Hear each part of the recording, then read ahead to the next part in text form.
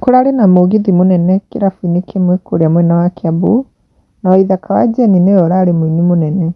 Na rĩu he nyĩmbo arapafomire, na he rũmwe rũrakenirie macambĩki ake mũno, rũrathiaga ta ũũ: na kũrĩa ndaciarĩirwo, iria-inĩ rĩa ithaka, nake baba na maitũ mategaga ciũngũyũ.